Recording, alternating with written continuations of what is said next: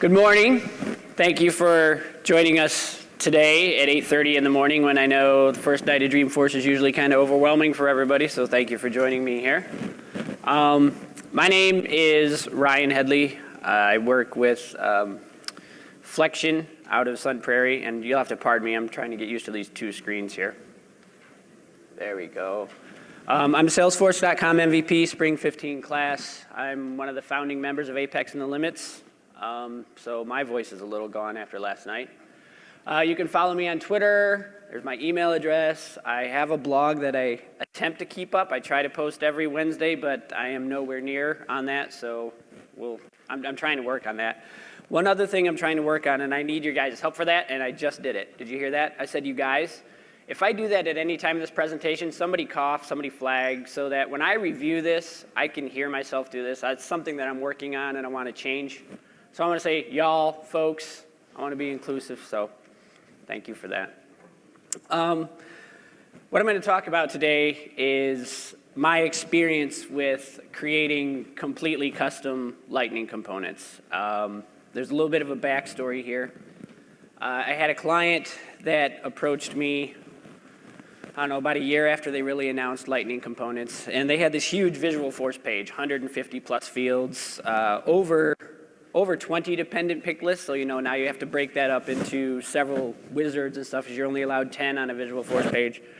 And it was pretty messy. And she also said to me, hey, we would like to be able to run this on Salesforce 1. Can we do that? And I kind of paused for a second. I said, I really don't think it's going to look that great. If you've ever seen Visualforce right out of the box on top of, inside of Salesforce 1, it's just not a pretty experience. And oh, by the way, we would also like to run this in the web and have the exact same experience. So if they're logged into Salesforce on the web, we want to see the exact same thing that we would see if we were on Salesforce 1. And admittedly, I was scared. I had never done anything like that before. I had only been toying with Lightning components at the time. So I didn't even know how to quote this for them. So I'm like, give me some time. I'm going to try to do a quick prototype just to see what's there.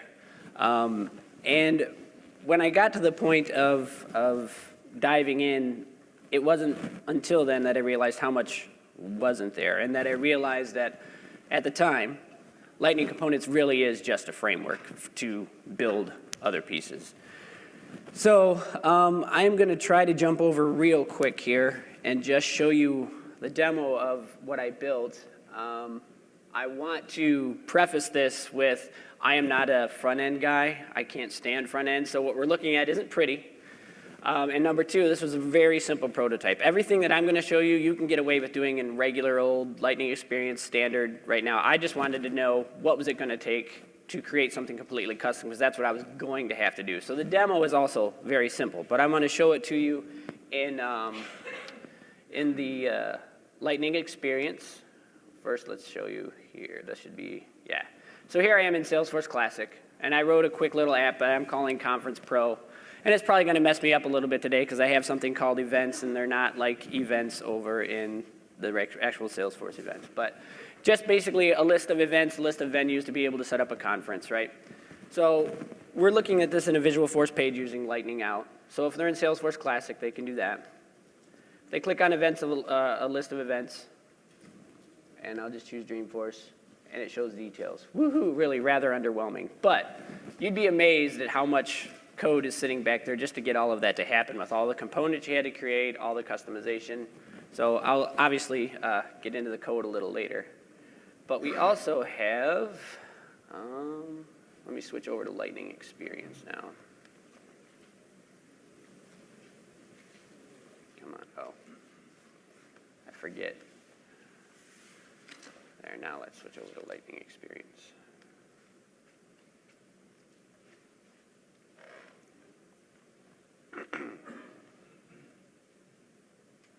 Yeah, and as you can see, this is also still on summer 16. Winter 17 has changed a little bit of my presentation. I didn't update it for here because it only changed a little tiny piece of it, but it was a big part of what I ran into with the shortcomings and proof that they are fixing things, and it's getting better all the time. So I'm going to click on my waffle. Here it is running as a completely standalone app with the namespace context. The exact same thing. So it's not really doing anything amazing there. And again, I apologize for the underwhelming presentation of the demo here. And then I want to show you the same Conference Pro Visualforce page in Lightning Experience. So we have 3 identical. And I always have problems hooking up my phone to my laptop, or I would show you. It does work on the phone. If you want to see it, you can come see me later, and I'll show you that it indeed works on the phone the exact same way. But there, woohoo, great demo, right? The surprising part, like I said, is how much code is actually sitting back there, and we'll get into that. But first, as I stated, it was really clear to me that when I jumped into this, that Lightning Components at the time it's really just a framework. We've used frameworks before, right? We've all used frameworks. Before I even go any further, has anybody here written Lightning Components? Great. Anything in production? Awesome. I may be asking you all questions, right? So, okay, good. There's a lot of good Trailhead things out there too, so use that if you haven't been there. And if you haven't written any yet, I apologize if some of this kind of goes a little deep. So yeah, a framework is simply just a collection of functionality out of the box to get you to your destination faster, right? Some frameworks provide you more, some provide you less. In this case, I found that Lightning didn't give me as much as what I wanted to see. But we want to remember that, like I said, it's a framework. It's got components, it's got events, it's got all these things built into it. Some stuff that you have to think about inside of a custom app is actually navigation. We're used to navigating on the web and going to different URLs, and we have our URL hacks and things like that inside of Salesforce. With the Lightning experience, it's all basically a single page app. There really is no concept of going to a URL anymore. We fire events to say, go load this component or that component, et cetera. And then there's low-level components that you interact with. There are things that you need to click on. When you click on things, that needs to fire an event and tell your app to do something. A lot of this stuff is built in, but it's mainly for the phone. Now, what do you do when you want to go on and do it in all of the other available mediums, right? So what it gives us out of the box is we have the wiring for components talking to components. We have the wiring for getting your client to talk to Apex. We have a framework for creating custom events, which is really powerful when you think about it. And then we have some various UI elements. We have buttons, labels. They're adding more stuff now. Winter 17 introduces like 16 or 17 more, what I think they're calling base components to help you build your apps, where at the time when I started, none of that was there. And it's getting better all the time. So quick review, what is a Lightning component anyway? It's basically a snippet of HTML, styling, CSS. It could be a grouping of fields. It could be a grouping of other Lightning components. It could have a whole bunch of Lightning components together as an app. I've heard people say, oh, that's just a component, right? And you'll see when I show the app builder piece of this, when I drag my base component onto the thing, I'm basically dragging an entire app onto there, but people are calling that's a custom component. So it depends on who you're talking to, what context they're using, what it is. But a Lightning component is basically just anything from something small that you're just going to interact with all the way out to a bunch of nested components working together in harmony. So. And I kind of covered this too. What is in a Lightning application? All the components, the markup, style, events, and back-end Apex code to talk to Salesforce. And then what I didn't know that wasn't there was this concept of navigation. I was hoping that I would find some magic where I could just say, I need to load this component, go load it. I need to load this component, go load it. And custom the standard stuff, s.navigate to s-object or whatever, force.navigate to s-object. That's fine and well and good, but that didn't work in the actual web experience if we wanted to run it as a standard web application. That only works in the Lightning experience. I think it works in Lightning Out now, but it wouldn't work in that standalone app that they wanted to see as well. The web browser ignores that event. It has no clue what that event is. If anybody did the account locator Trailhead module or project, They had you walk through at the end, and when you clicked on something, it was supposed to happen, but they had you clicking on that in the preview window, which actually runs in the web, and that event never worked. It never fired. You would get a null, attempt to reference null object or something like that. So I had to kind of think about, well, how am I going to navigate? How do I load these custom components in all of these if it's only supported on the phone? And then I realized as I got further in, there's low-level components that I need to be able to interact with. Those aren't there. I needed something to show me a name to click on. And if I wanted to click on the name of an object and take it somewhere, that didn't necessarily exist out of the box. I had to create a link and fire an event for all of that, and you'll see when I get there. And that's just what I talked about.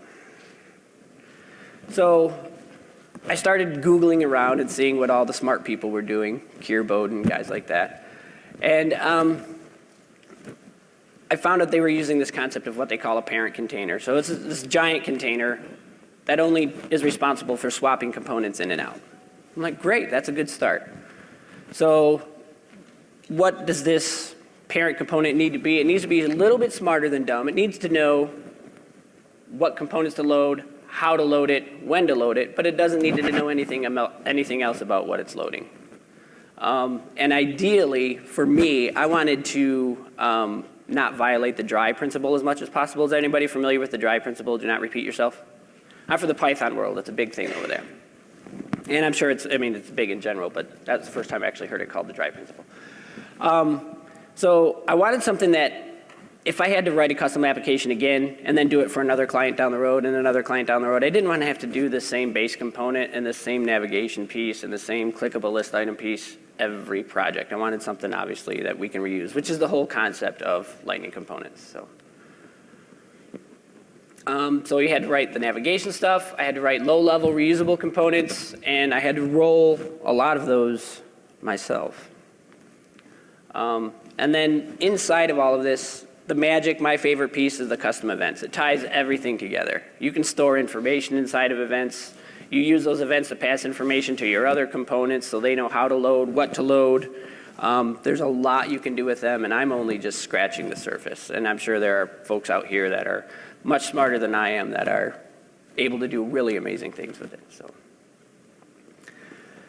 So there's a lot of code to go over. There's very little functionality to show for it, as you saw in the demo, but it's the nature of the beast at the moment. There's still building the components framework. We're still getting basic stuff added all the time. So let's move on to the code. Anything you see here, I will have at GitHub. I also gave this talk at Midwest Dreamin'. So it's under Midwest Dreamin' over on GitHub if you want to take a look at that. My goal for this is not for you guys to go and use what I did, because Salesforce, again, in Winter 17, fixed some of this stuff.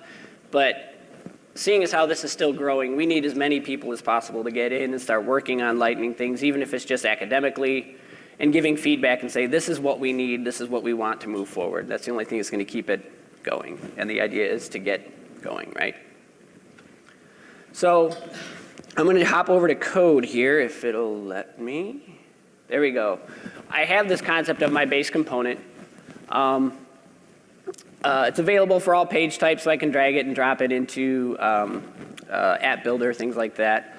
I'm taking an app name, which I will get into much later. That's part of my reusability piece. I'm currently not using active component. I thought there may be a reason that I might need in the future to know what current component is loaded.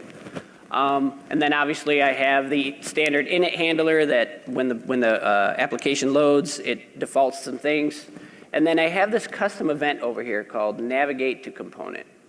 So this is the piece that Salesforce blew up my talk on.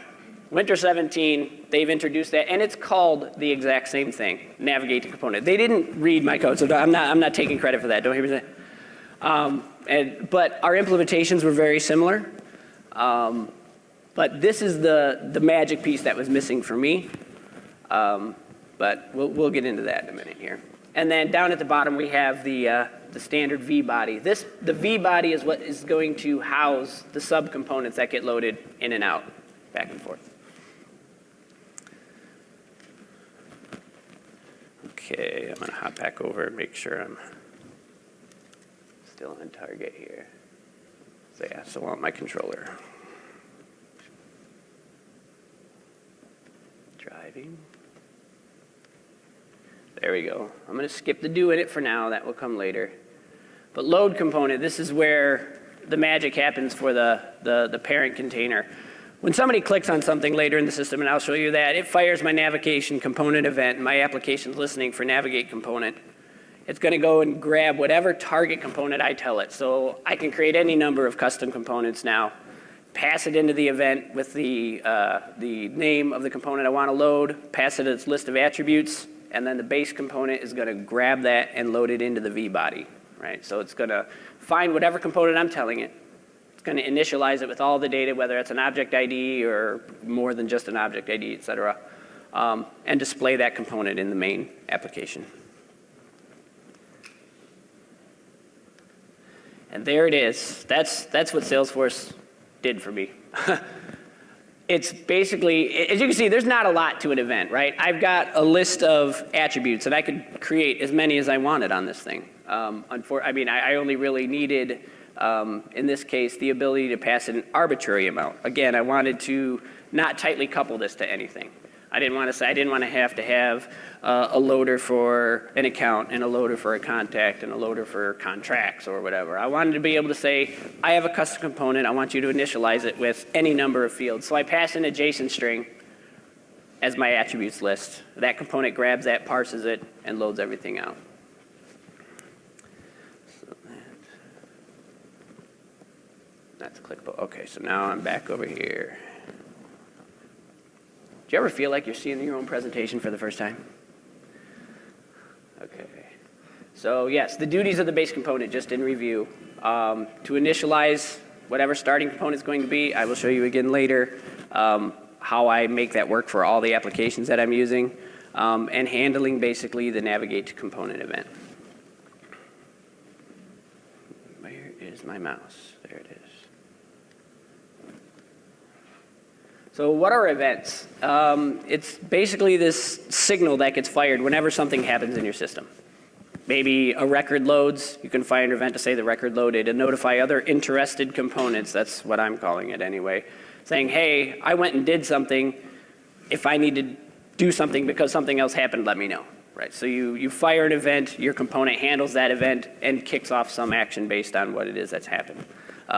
Things like record lookup, saves, you can key all of that stuff off of events. Again, you can pass it any kind of information so that whatever's handling it can inspect all the information associated with that event and act accordingly.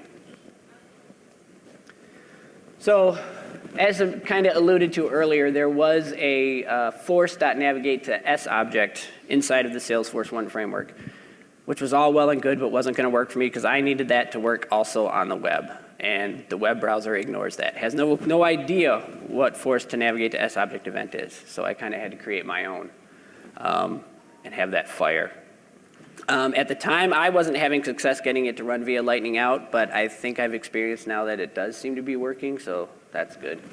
But I didn't know, when you do the force.navigate to S object or any of the other built-in ones, you can pass it a record ID and it's going to load its record view in its default. But I didn't want that. I wanted to load my own.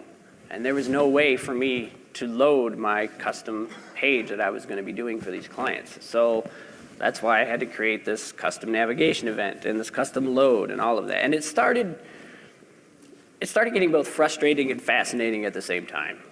You wanted to bang your head against the wall, but then here you are, you're learning, and as developers, we all love to learn new things. And so I kept working on it and kept working on it, and believe me, I wanted to give up at times. But anyway, we are moving forward. And so the base component has the navigate component action. It's going to listen to that, and it calls the load component, as you can see. And the line that says A, create component, new, blah, blah, blah, blah, that now has pretty much changed to one line of code in Winter 17 where you could just call get component on your custom component name. That didn't exist when I wrote that. So that's the navigate to S object fires and handles all of that now for you, which is great. So how do you fire a custom event? Most often, it's going to be when somebody clicks on something in your application, right? So what I found was there was nothing already built for me, like that list that I showed you. there was no list there for me to load all these objects and then go by name and click on them. I had to build all of that. I was hoping I could just say, hey, I have a list of objects, show me a lightning list, right? No, that didn't exist either. So yeah, there was nothing there, and I had to write more components for you. So let me jump over there. We have, where's my mouse? There. I had to come up with the idea of a clickable list item. So what this does is it just takes an object type, an ID, and a name that I want to display in my list.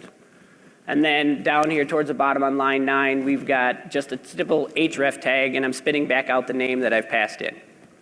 And so that clicks. And when somebody clicks on that, you can see on click, I'm firing controller list item clicked. So he's just going to fire the list item clicked event. It's going to populate that event with the object ID. And then it's going to go ahead and fire the item selected event, which my component handles. So item selected fires. Then what happens? It's my item selected. I have this idea. Now this part is still tightly coupled because consulting, and I didn't have time to get it any further. But this is my event list controller. So this is going to be the list that displays everything I want to be able to click on.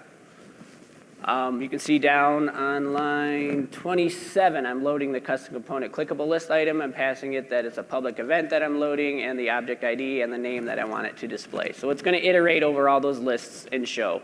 Up at the top, you can see Aura handler name item selected, C list item clicked. It's going to load the event. So I also have a controller for that component.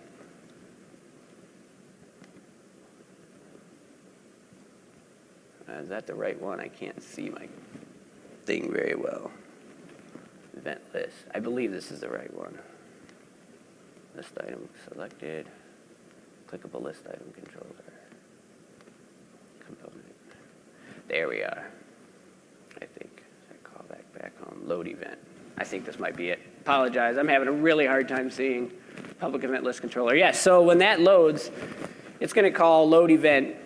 I'm going to grab the object ID from my event, and then I'm calling my custom navigate to component, and I'm setting my parameters. So I'm saying when my public list item or my public event list fires the navigate to component, I want to go to my public event view, yet another custom component I had to write, and then pass in the attribute list, which in this case, it just took an event ID, because when that component loads, it's going to go talk to Apex and say, give me the event that they clicked on. So far, a lot of code for not a whole lot of stuff. Come on, mouse. All right. Yeehaw, another event. Yeah, and I just told you about the list item clicked event. I do this when I show code. I forget what slides I'm using, so yeah. So here's the important bits of the public event list. The clickable list item. It's going to load the public event, and I'm just passing in the name there. So let me move on. Skip. List item controller. Yeah, I covered all this with you guys. So there we are. That's what I was looking for. So what do we do when I showed you the demo? I loaded a list of things. When somebody clicks the list, it fires a list item clicked event. And it goes and it calls my public event list component, which loads all the events. Then those events, in turn, load all of those little components with the little action event next to it. And then when they click on that, it fires the navigate component, which is eventually caught by base component, and the base component finally says, oh, okay, now I have a component to load. So I thought we were done. And I've always wanted to say this, but there's more. With what I had written so far, it was still kind of tightly coupled. There is the concept of how am I going to do this for other applications? When I load this, I'm telling it to load a component that may not have anything to do with I've done the new application that I'm writing or something to that effect. So I came up with the idea of using custom settings. Does everybody know what custom settings are, right? Yeah. So I created the concept of this base component to take an arbitrary name that will then, when it loads, go look at the custom settings and say, for this application name that you passed me, what default component do I want to show? So I think I could show you that.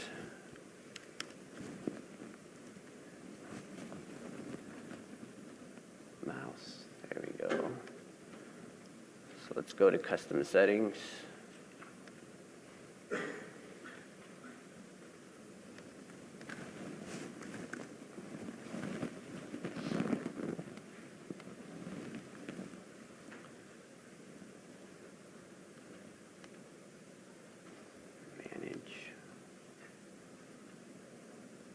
You can see I have the Conference Pro app here. So when I'm loading my base component, that attribute that said app name, anywhere that I load that component, I'm defaulting it with Conference Pro app. It's going to go and load on the do init. It's going to go talk to Apex and say, find me what default component I need to load. And it's going to grab that and return just the name. And then that's going to go ahead and fire my navigate to component, and it's going to open the correct application. So that's how I got around getting that to work with multiple apps. Back over here. Yeah. So there's the base component name. I can pass in Conference Pro right there. And let me show you really quick. That's the lightning out bit. Everybody used lightning out before? Okay. So lightning out allows you to load Lightning components within a Visual Force app or Visual Force page, and that's how I've got it working currently in the Visual Force Pro Visual Force page that I showed at the beginning. So let me hop over and just show you a real quick part about the app builder, because this is the part that I wanted to make sure worked as well. So if I go into my app builder, oops. Fingers aren't fast enough.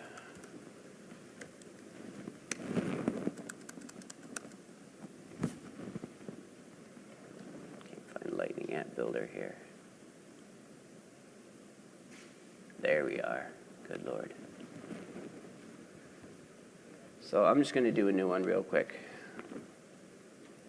Has everybody used the Lightning App Builder before, made components available for that? I'm just going to do a simple one.